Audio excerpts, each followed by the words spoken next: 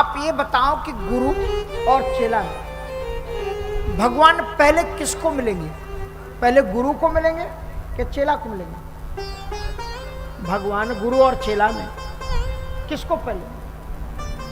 चेला को पहले मिलेंगे कि गुरु को?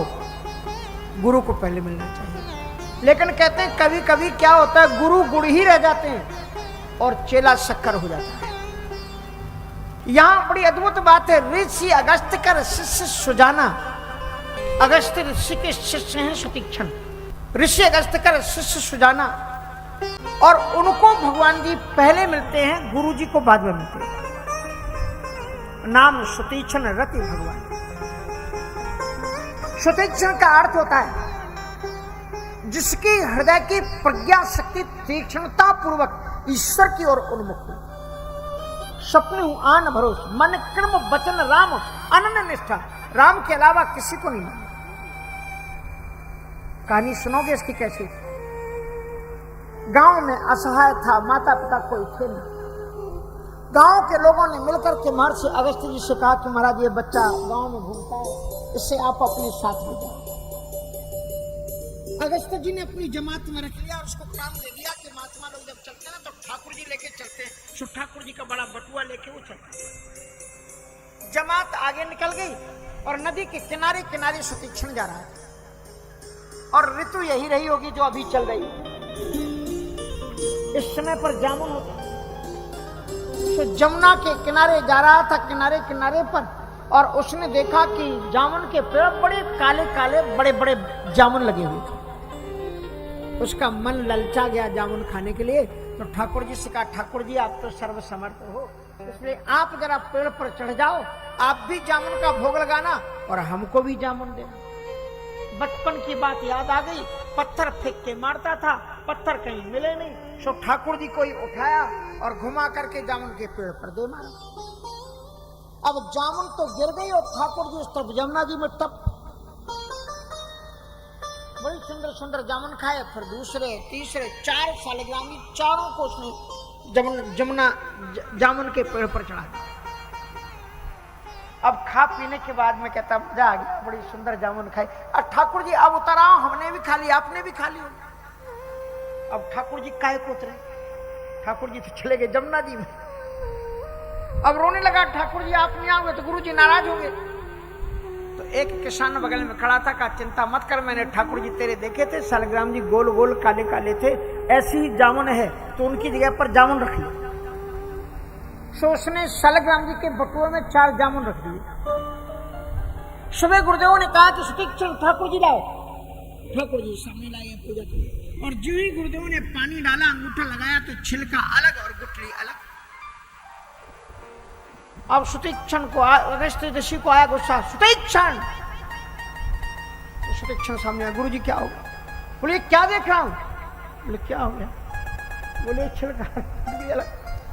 तो मालूम क्या कहा सुतीक्षण ने? हाथ जोड़ के कहा पुनी पुनी चंदन और पुनी पुनी पानी, तो ठाकुर सड़ गए हम काज। गुरुजी आप बार बार तो पानी चढ़ाते हो, बार बार चंदन लगाते हो, ठाकुर जी सड़ गए तो क्या करें? मूर्ख कहीं ठाकुर जी कहीं सड़ते, जा चला जाए यहां से। जब तक ठाकुर जी लेकर के ना आए तब तक आना मत। सज्जनों भक्ति स्वतंत्र सकल गुण खानी। इसलिए भक्ति के बेटे हैं ज्ञान और वैराग्य। तुम भक्ति को जीवन में ले आओ, ज्ञान और वैराग्य को बुलाने की जरूरत नहीं पड़ेगी। ज्ञान और वैराग्य खुद आपके जीवन में उतर आएंगे। सुतीक्षण उसी वृक्ष के नीचे बैठ करके भगवान का ध्यान करता है, और एक दिन भगवान खुद आ गए और सुतीक्षण ध्यान में बैठा। और अब भगवान पास में खुद आ गए, उसको ला रहे हैं, सुतीक्षण मैं आ गया हूं। लेकिन सुतीक्षण का ध्यान नहीं खुला। अनन्य उपासक था राम का। ध्यान ज्ञान जनत सुख पावा, जागन ध्यान जनत सुख पावा। तब राम जी ने उसको ध्यान खुलाने के लिए क्या किया कि हृदय में जो हृदय चतुर्भुज रूप दिखावा। तो राम जी का जो रूप दिखाई पड़ रहा था उसे, नीला मुजस्या मरको मलांगम सीता समारुतवाम्बागम, वो स्वरूप हटा दिया और विष्णु जी का स्वरूप प्रकट कर दिया।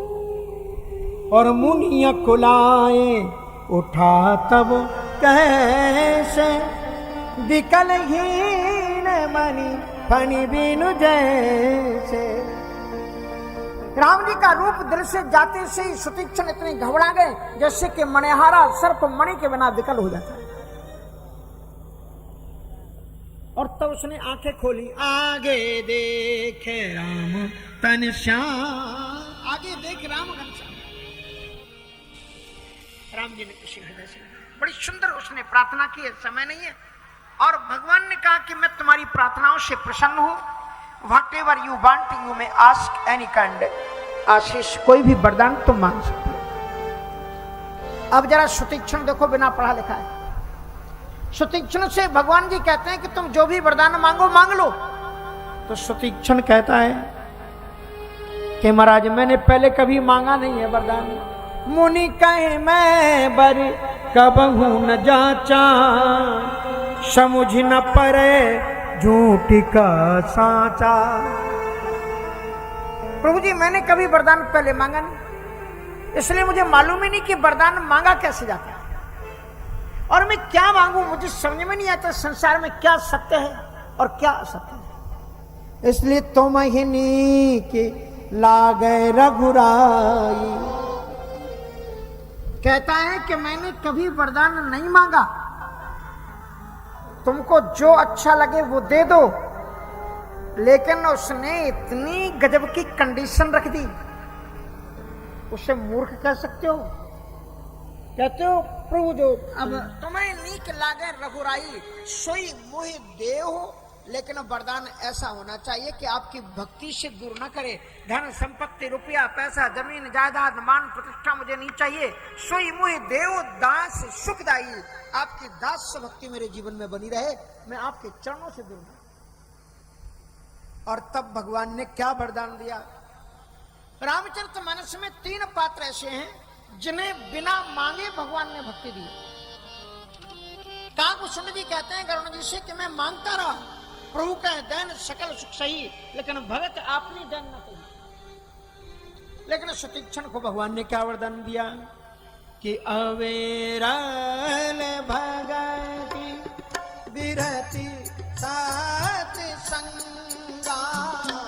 अवेरल भगति विरति सात संगा। अवेरल भगति विरति ज्ञान। अवेरल भगति विरति ज्ञान। हो सकल ज्ञान निधान। हो सकल ज्ञान निधान। ऐसा वरदान आज तक भगवान जी ने किसी को दिया ही नहीं। क्या वरदान दिया? कहा अविरल भगति कंटिन्यूअसली सतत एवं सतत युक्ता भक्ता स्वाम परिउपा, तो निरंतर आपका भजन करते हो, वो वरदान दिया कि अविरल भगति और विरति विज्ञाना। विरति का मतलब केवल उघारे होकर के नंगे होकर के चलना वैराग्य नहीं है, भभूति रवा लेना वैराग्य नहीं है। वैराग्य का मतलब यह है कि संसार में काम करते हुए भी तुम वैराग्य में जियो, जैसे राजा जनक ने जीवन दिया है। और उसी के लिए वो कहते हैं अविरल भगति विरति विज्ञाना, हो सकल गुण ज्ञान निधान। लेकिन इस वरदान के बाद में भी सुतीक्षण प्रसन्न नहीं हुआ। सुतीक्षण कहते हैं प्रभु जी आपने वरदान दे दिया और मुझे मिल गया, अब मुझे पता लग गया कि वरदान कैसा होता है। प्रभु जो दीन सो बर में पावा, अब सो दे हो मोहि जो भाव। प्रभु जो दीन सो बर में पावा, अब सो दे हो मोहि जो भाव। आपने जो वरदान दिया वो मुझे मिल गया, लेकिन अब मैं वरदान मांगता हूं वो दीजिए। अनुज जान की सहत प्रभु चाप बान धरि राम। मम हिय गगना इंदु एव बसहु सदा निह काम। भक्ति कितनी भी आ जाए लेकिन अगर आप दिल में ना बसे हो तो वो भक्ति से वंचित हो जाता है। इसलिए धनुष बाण धारण करके और अकेले नहीं, अनुज जान की सहत चाप बाण धरि राम। मम हिय गगन इंदु एव, जैसे आकाश में चंद्रमा सदैव सुशोभित होता है उसी तरह से आप मेरे हृदय रूपी आकाश में निरंतर आप भगवान श्री राम जी सुतीक्षण के साथ जाके अगस्त्य जी से मिलते हैं और अगस्त्य जी से पूछते हैं क्या मुझे ऐसा मंत्र दो जिससे मैं रावण को मार सकूं, और उसके बाद में वो पंचवटी पर निवास करते। गिरिराज सन भेंट भई प्रभु बहुविधि प्रीति बढ़ाए, और गोदावरी निकट प्रभु रहे परन सज्जनों। और काव्यों में भगवान का चरित्र आदर्श होता है, संतों का चरित्र आदर्श होता है, लेकिन हमारे इस रामचरितमानस में जो पक्षी हैं, पशु हैं, उनका भी इतना आदर्श चरित्र है कि अगर आप पशु पक्षियों को भी दिल में उतार लो रामचरितमानस के तो तुम्हारे जीवन का बेड़ा पार हो जाए। ऐसे जटायु है। भगवान श्री राम जी वहां पर रहते हैं। लक्ष्मण जी महाराज ने राम जी के चरणों में प्रणाम करके वेदांत तत्व से संबंधित कुछ प्रश्न किए। समय नहीं है, ज्यादा वर्णन नहीं करता।